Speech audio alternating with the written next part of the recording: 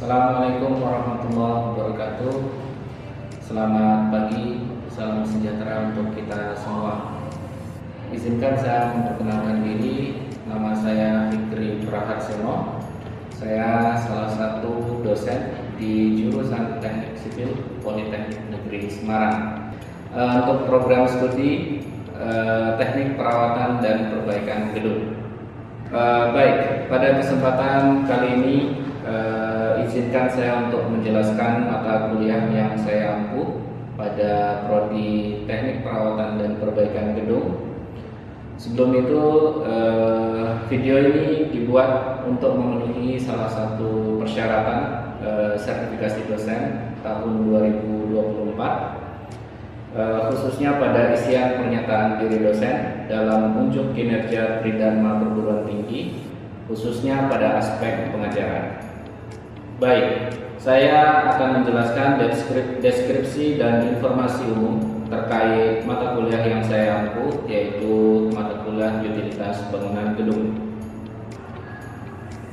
Mata kuliah Utilitas Bangunan Gedung adalah salah satu mata kuliah wajib pada prodi Teknik Perawatan dan Perbaikan Gedung. Mata kuliah ini terdiri dari 2 SKS, yaitu 1 SKS untuk teori dan 1 SKS untuk praktek. Dalam 1 minggu mata kuliah ini diajarkan selama 5 jam. Kemudian kode dari mata kuliah ini adalah 411 171 602. Mata kuliah ini diajarkan untuk mahasiswa tingkat 3 atau semester 6. Sementara untuk capaian pembelajaran lulusan untuk prodi Teknik dan Perawatan Perbaikan Gedung, untuk capaian pembelajaran lulusan prodi Teknik Perawatan dan Perbaikan Gedung, untuk aspek sikap, yaitu mahasiswa bertakwa kepada Tuhan Yang Maha Esa serta mampu menunjukkan sikap yang religius, kemudian mampu menjunjung tinggi nilai kemanusiaan serta menjalankan tugas berdasarkan agama, moral, dan etika. Kemudian dapat berperan sebagai warga negara yang bangga dan cinta akan tanah air, serta berkontribusi dalam peningkatan mutu kehidupan bermasyarakat, berbangsa, dan bernegara, dapat bekerja sama dan memiliki kepekaan sosial, dapat menghargai keanekaragaman budaya, kemudian taat hukum serta disiplin dalam bermasyarakat dan bernegara, dapat menunjukkan sikap tanggung jawab terhadap pekerjaan di bidang keahliannya masing-masing, kemudian menginternalisasi nilai, norma, dan etika akademik, kemudian mahasiswa juga dapat menginternalisasi semangat mandiri, berjuang, dan berwirausaha. Adapun dalam aspek pengetahuan, mahasiswa dapat menguasai prinsip dan teknik rekayasa meliputi ilmu bahan, mekanika teknik, mekanika tanah, hidrologi, rekayasa geoteknik, rekayasa struktur, serta rekayasa lingkungan. Kemudian mahasiswa juga diharapkan dapat menguasai isu terkini pada bidang struktur gedung, kemudian teknologi bangunan gedung, yang khususnya untuk bidang perawatan dan perbaikan gedung. Kemudian menguasai prinsip dan teknik berkomunikasi, serta menguasai pengetahuan faktual tentang perkembangan di bidang teknologi konstruksi dan perawatan gedung. Keterampilan umum yang akan didapatkan oleh mahasiswa yaitu mahasiswa dapat menerapkan pemikiran logis, kritis, inovatif, bermutu, terukur, dan melaksanakan pekerjaan yang spesifik di bidang keahliannya serta sesuai dengan standar kompetensi kerja di bidang yang bersangkutan. Kemudian mahasiswa juga mampu mengkaji kasus penerapan ilmu pengetahuan dan teknologi yang memperhatikan dan menerapkan nilai humaniora sesuai dengan bidang keahliannya dalam rangka menghasilkan prototipe atau prosedur kerja, desain atau karya seni. Mahasiswa juga mampu menyusun hasil kajian tersebut di atas dalam bentuk kertas kerja, spesifikasi desain maupun tulisan ilmiah, serta mampu mengelola pekerjaan survei, mampu merancang bangunan gedung dalam perancangan teknik secara rinci, mampu merencanakan, melaksanakan, mengawasi proses konstruksi gedung dengan memperhatikan aspek K3, mampu mengevaluasi kesesuaian hasil kerja dengan perancangan teknik dan rencana kerja dan syarat-syarat, mampu membuat dokumen-dokumen kontrak sesuai dengan syarat administrasi untuk tahap perancangan, pelaksanaan, serta pasca konstruksi. Adapun capaian pembelajaran untuk mata kuliah utilitas bangunan ini yaitu mahasiswa dapat merencanakan sistem utilitas secara sederhana dan sistem pemeliharaannya. Untuk bahan kajian dalam mata kuliah ini ada 11 bab ya. Yang pertama mengenai dasar utilitas, kemudian yang kedua mengenai plumbing atau perpipaan, kemudian yang ketiga mengenai instalasi kebakaran, yang keempat mengenai penghawaan, yang kelima pencahayaan, yang keenam sistem telepon, yang ketujuh CCTV serta sistem security atau pengamanan, kemudian yang kedelapan sistem penangkal petir, kesembilan tata suara, kesepuluh sistem transportasi vertikal bangunan, yang ke-11 tata kualitas lingkungan. Untuk preferensi bisa diambil dari buku utilitas bangunan baik karya Insinyur Hartono Purbo maupun Dwi Tanggoro. Kemudian adapun peraturan-peraturan yang lain yang kita gunakan yaitu peraturan Menteri PU nomor 45 /PRT /M/2007 serta SNI tentang plumbing. Kemudian untuk pembelajaran sendiri saya menggunakan pembelajaran studi kasus. Artinya mahasiswa akan diberikan tugas besar yang nantinya akan diasistensikan kepada saya selaku dosen pengampu ya, untuk mengevaluasi bangunan gedung ya, minimal 4 lantai. Jadi suatu sistem utilitasnya seperti apa, mahasiswa akan diberikan tugas besar seperti itu. Baik, pembelajaran pada mata kuliah utilitas bangunan ini dilakukan selama 16 minggu, yaitu minggu pertama sampai minggu ke-9 pemberian materi yang dilakukan secara blended ya, baik itu secara langsung maupun e-learning, serta diberikan tugas secara struktural. Kemudian minggu ke-10 merupakan minggu ujian tengah semester, serta 6 minggu untuk pekan sebelum ujian akhir semester. Untuk tugas besar sendiri itu diberikan setelah mahasiswa melakukan ujian tengah semester. Jadi tugas besar mahasiswa diberikan selama 1 bulan, di mana mahasiswa akan diberikan tugas untuk mengevaluasi sistem utilitas bangunan pada suatu gedung minimal 4 lantai. Kemudian hasil tugas tersebut mahasiswa akan mempresentasikan hasilnya, kemudian membuat laporan hasil evaluasi yang dilakukan. Tujuan dari pemberian tugas besar kepada mahasiswa ini diharapkan mahasiswa mampu mengevaluasi kehandalan dari sistem utilitas bangunan pada gedung yang mereka evaluasi. Kemudian hasil evaluasinya nanti mahasiswa bisa mengetahui apakah sistem utilitas bangunannya itu sudah sesuai standar atau belum, sehingga mahasiswa bisa melakukan perbaikan ya, terhadap komponen utilitas bangunan yang ada pada gedung tersebut. Baik, adapun pembobotan untuk setiap bentuk evaluasi yang dilakukan, yaitu kuis serta keaktifan dalam diskusi kelompok maupun diskusi di kelas secara umum, yaitu sebanyak 10%. Kemudian penugasan baik itu melalui penugasan individu maupun penugasan kelompok sebesar 30%, untuk hasil UTS dan UAS masing-masing 30%, sehingga total bobotnya adalah 100%. Demikian informasi yang bisa saya sampaikan mengenai mata kuliah utilitas bangunan gedung pada Prodi Teknik Perawatan dan Perbaikan Gedung Politeknik Negeri Semarang. Berikut adalah cuplikan proses pembelajaran secara tatap muka untuk mata kuliah utilitas bangunan di ruang kelas Politeknik Negeri Semarang jurusan Teknik Sipil. Selamat menyaksikan. Baik, Assalamualaikum warahmatullahi wabarakatuh. Waalaikumsalam warahmatullahi wabarakatuh. Oke, Mas dan Mbak PPG 3A yang saya banggakan, apa kabar semuanya? Alhamdulillah.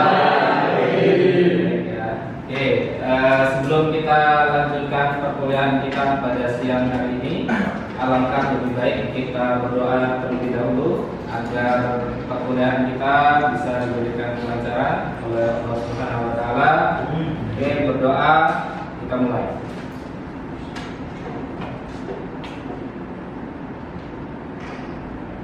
Berdoa selesai. Baik, Mas dan Mbak yang saya banggakan, kelas PPG 3A ya. Oke. Kita lanjutkan materi perkuliahan kita tentang utilitas bangunan. Namun sebelum saya lanjutkan materi utilitas bangunan bab selanjutnya, yaitu sistem transportasi bangunan vertikal, saya akan sedikit ya melakukan overview lah terhadap materi yang sudah kita pelajari sebelumnya. Oke, seperti yang Mas dan Mbak sudah lalui bab sebelumnya itu kan tentang instalasi kebakaran ya. Oke, jadi Mas dan Mbak masih ingat bahwa sistem instalasi kebakaran ada 3 ya. Yang pertama sistem kebakaran aktif, kemudian pasif, dan juga penanganannya sendiri. Oke, baik. Ada yang bisa memberikan overview sedikit tentang materi instalasi kebakaran ini, tentang sistem instalasi aktif itu apa, pasif, kemudian sistem manajemennya sendiri. Ada kira-kira? Mas siapa ya? Mas Konti barangkali yang aktif, Mas Konti. Ya. Jadi sistem instalasi kebakaran aktif itu sistem instalasi yang ada di gedung yang biasanya itu berkaitan langsung dengan sistem kebakaran, seperti contoh kayak sprinkler, juga ada detektor seperti itu. Oke, baik. Ya, apa yang sudah dijelaskan sama Mas Konti ya sudah betul ya? Sepakat semuanya? Baik, kalau yang poin yang aktif, yang pasif ya, sorry, yang pasif. Siapa? Zaki, silakan. Mas Zaki. Kalau instalasi kebakaran pasif itu lebih ke bagaimana bangunan itu menangani dirinya terhadap kebakaran. Oke. Contohnya seperti struktur. Oke. Itu kemudian dinding, kemudian plafon itu terbuat dari bahan yang tidak mudah terbakar. Jadi untuk sistem kebakaran dari Amerika itu yang kita adopsi di Indonesia kebanyakan pakai NFPA standarnya. Kemudian kapal sendiri ada kode-kodenya ya, itu berdasarkan jenis pemicu kebakarannya, sehingga kita tidak salah untuk melakukan penanganannya kan, seperti itu. Maka kita lanjutkan materi bab selanjutnya, yaitu tentang travelator. Ya, travelator itu yang seperti apa? Bedanya apa sama eskalator? Mendatar. Ada anak tangganya? Tidak ada ya. Biasanya dijumpai di mana, Bu? Bandara ya, biasanya dari terminal ke terminal ya. Yang suka jalan-jalan ke luar negeri, Mas Ipang ya. Kemarin dari mana? Canggih. Korea. Dari Korea. Oke, kita lanjutkan ya. Oke, pembahasannya. Nah, kemudian jenis transportasi pada bangunan ini ada konfigurasinya ya. Ini konfigurasi untuk satu penyewa, ini seperti ini liftnya. 2 penyewa seperti ini, jadi ini ada batasan. Kemudian ini sebelah A, sebelah B. Ya, kemudian ini banyak penyewa, ini tinggal di bagi-bagi saja. Kurang lebih seperti itu. Jelas penjelasan dari saya? Oke, baik. Oke, maka ada syarat kemiringan di sini. Yang syarat kemiringan maksimal 38 derajat. Oke, kemudian ada apa lagi? Jadi jika jumlah anak tangga itu lebih dari 12 anak tangga, maka harus memakai bordes. Ada yang tahu bordes itu apa sih? Tempat istirahat. Jadi kalau kalian lihat ya ini anak tangga gitu ya. Ya, kemudian anak tangga ini kalau lebih dari berapa katanya? 12. 1, 2, 3, 4, 5, 6, 7, 8, 9, 10, 11, 12. Nah, kalau lebih dari 12, maka kalian harus buat bordes, yaitu kalian buat tempat untuk istirahat sementara baru bisa dilanjutkan lagi. Nah, ini bordes. Ya, kalau melingkar bagaimana? Sama ya, tinggal dibikin aja tangganya sampai melingkar. Ya, ada datar dulu, baru nanti lanjut lagi. Atau misalkan tangganya yang berbelok, yang naik kemudian belok ke atas, yaitu sama naik kemudian datar dulu baru ke atas. Nah ini ya, jadi ada standarnya. Kenapa sih lebih dari 14 itu harus dikasih tempat istirahat? Ya supaya nyaman, ya kan? Kan manusia juga punya kapasitas menaiki anak tangga. Kalau lebih dari sekian anak tangga kan pasti capek. Ya sehingga harus disediakan bordes untuk istirahat. Oke, kemudian ada syarat apa lagi di situ? Coba dibaca sama Andreas. Yang ketiga syaratnya apa itu Andreas? Ya, dari anak tangga satu orang cukup 90 cm. Oke. Cukup 2 orang 110 sampai 120 cm. Oke, terima kasih Mas Andrea. Jadi untuk lebar anak tangga ya, lebar lebar anak tangga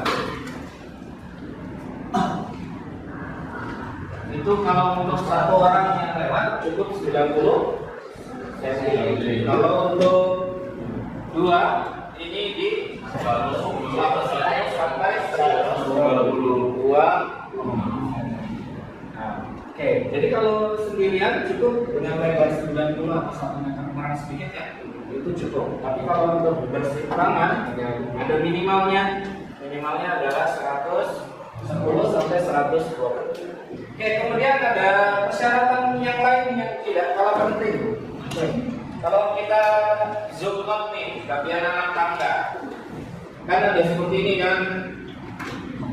Ya, oke. Nah, bagian seperti ini kita sebut, kalau yang naik ini kita sebut apa? Octave. Ya. Octave. Kalau yang kita injak ini namanya octave. Atau bahasa Inggrisnya kalau yang ini rise, yang ini slide. Nah, naiknya itu kan berarti ada standarnya. Jadi octave dan untrip ini ada standarnya, tapi standar ini juga mengacu ke wilayah masing-masing karena kaki dari tiap negara itu kan beda-beda standarnya. Misalkan artinya begini, kita di Asia kan kaki standar di Indonesia misalkan yang perempuan kaki yang paling tinggi siapa di sini? Ayu berapa ukuran kakinya? 25,5 berarti size berapa itu? 41 ya, 25,5 ya. Ini masih masuk kan? Tapi kan Ayu ini tinggi ya, paling tinggi. Sementara yang standar biasanya perempuan itu di berapa? 4 cm ya, kurang lebih seperti itu. Oke, sampai sini ada yang mau ditanyakan dulu? Boleh, Mas Hasan. Mengenai jumlah anak tangga. Oke, Mas Hasan. Apakah ada standar atau ketentuan untuk jumlah anak tangga harus kecil atau tidak? Coba. Oke, baik. Sebetulnya kalau anak tangga itu kita perencanaannya dari lahannya, ya dari bangunannya. Ya kalau bangunannya misalkan memanjang, ya kita atur misalkan harus lurus saja nggak masalah. Ya kalau dia space-nya lumayan luas. Tapi kalau misalkan space-nya misalkan tidak terlalu banyak, ya kita harus atur misalkan lurus baru belok, kan ada yang menjumpai tangga yang seperti itu. Atau dibikin melingkar supaya hemat space dan lain sebagainya. Nah kalau aturannya sendiri yang pasti sih tidak ada masalah. Cuman kita berdasarkan dari ini aja apa namanya areanya aja ya. Jadi kalau areanya luas kita satu lurus saja bagaimana seperti itu. Ya ada lagi? Siapa? Boleh. Mas depan dulu atau Mas Aan? Ya Mas Depan. Mulai menggunakan tugas Pak. Tadi kan disebutkan bahwa tugas harus di antara yang 12 apa? Oke, yang lebih dari 12 ya. 12. Nah untuk antara yang jumlahnya 15 yang misalnya. Oke. Itu tugasnya harus yang di setelah 12 tanpa kita kenal. Oke, nah kalau secara estetika kan nggak mungkin sudah setelah 12 kemudian kita kasih bordes, kemudian naik 3 standar doang ya selanjutnya kan nggak estetik ya kan. Ini utilitas bangunan juga harus didesain harus berdasarkan estetika juga. Oke, karena memang kita tidak bisa membuat suatu struktur yang asal-asalan kan nggak mungkin gitu ya. Jadi kita harus perhatikan secara estetikanya juga. Sehingga kalau menemukan 15 misalkan, ya itu akan lebih baik misalkan 7 atau 8 dulu, dan 8 naik atau 7 naik, baru kasih bordes, baru nanti sisanya. Gitu, seperti itu. Oke, seperti itu. Oke, kita akan bahas lebih lanjut tentang lift ya. Jadi cara kerja lift ini ada 2 sistem yang digunakan di umumnya, dengan gear ya atau dengan hidrolik, atau gear ini dengan traksi ya, atau dengan apa namanya kawat baja ya. Nah ini dikontrol oleh suatu mesin yang dihubungkan dengan kawat baja, di mana ada kontrolnya, kemudian ada counterweight dan lain sebagainya. Nanti kita akan melihat. Kemudian metode ya untuk memperkirakan efisiensi dan efektivitas pada pemasangan lift dengan menghitung waktu perjalanan lift atau run rate time-nya ya, atau kita biasa singkat RTT ya. Jadi kalau kalian hitung nanti ada istilah RTT atau round trip time ya. Datanya yang dibutuhkan apa aja? Yang pertama yaitu rata-rata periode waktu pergerakan sebuah motor lift. Kemudian pengukuran waktu operasi pintu ya, kita tutup dengan seperti ini kan, itu kan ada waktunya ya. Sehingga kita gabungkan aja nanti. Nah, oke, kita masuk ke contoh perhitungan. Diketahui ada 5 lantai. Kemudian apa lagi? Tinggi setiap lantai H ya, hanya 3 meter. Kemudian kapasitas lift 6 orang. M-nya adalah ini H kecil, M-nya adalah 6. Oke, kecepatannya V itu adalah 2 meter per detik. Nah, tentukan RTT.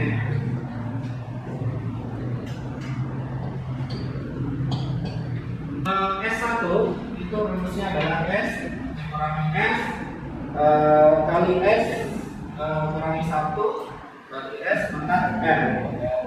Di mana S-nya ini apa? Ya, kemudian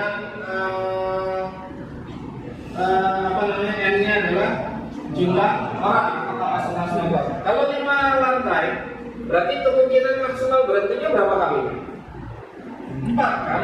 Oke, nggak mungkin ini sambungannya dengan ini ya. Jadi 4, berarti ini 4 dikurangi 4 dikali 4 kurangi 1 bagi 4 ya, pangkat 6. Sehingga ketemunya adalah 3,3. Jadi rumusnya untuk waktu perjalanan naik atau TU ya, TU atau time upward, itu rumusnya adalah apa di situ? S1 kali L bagi S tambah 2 V. Ya, S1-nya kan kita udah hitung berapa?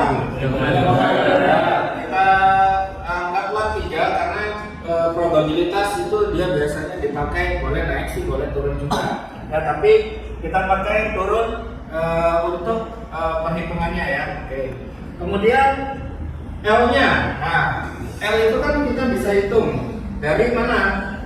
Dari ketinggian ini kan. Oke, ketinggian tiap lantai kan berapa? 3 sampai ke lantai 5 berarti 3 kali 4. Kan ada 4 jaraknya. Berarti 3 kali Dikali S-nya berapa tadi?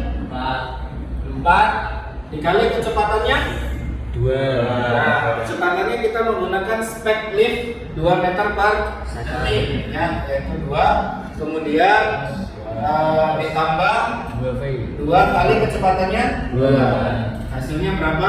16,5 detik. Kemudian setelah kita hitung waktu perjalanan naik, kita juga hitung waktu perjalanan turun atau time down-nya ya. Oke. Ini rumusnya adalah panjang dibagi dengan kecepatan ditambah dengan 2 kali kecepatan. Panjangnya tadi berapa? 12 bagi 2 tambah 2 kali 2. Ketemu berapa? 10 detik. Apalagi?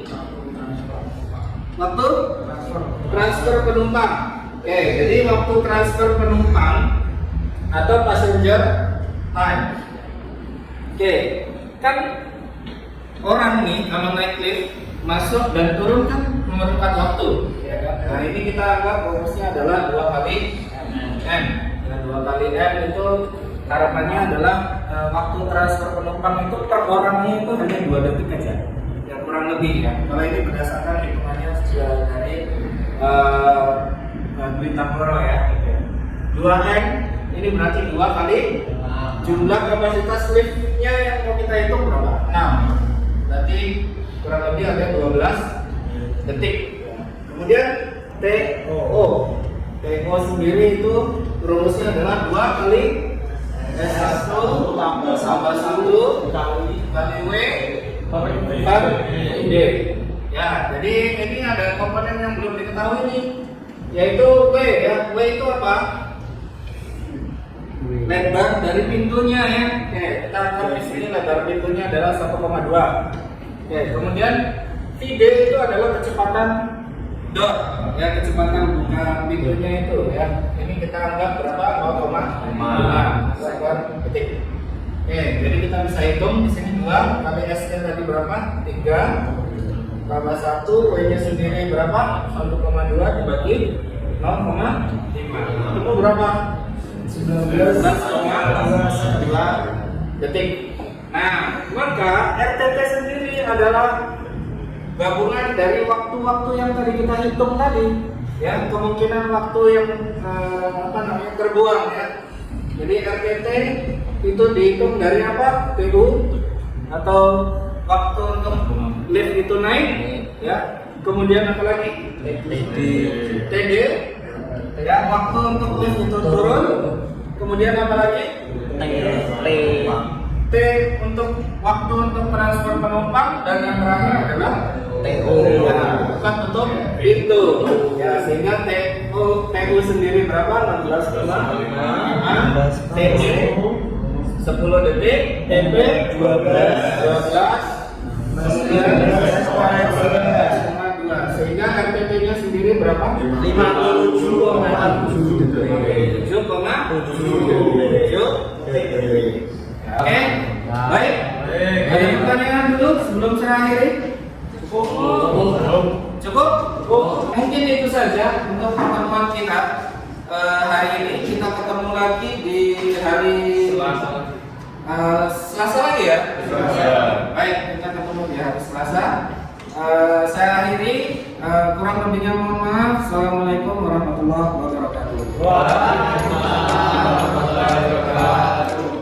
Demikian informasi yang bisa saya sampaikan mengenai mata kuliah utilitas bangunan gedung pada Prodi Teknik Perawatan dan Perbaikan Gedung di Politeknik Negeri Semarang.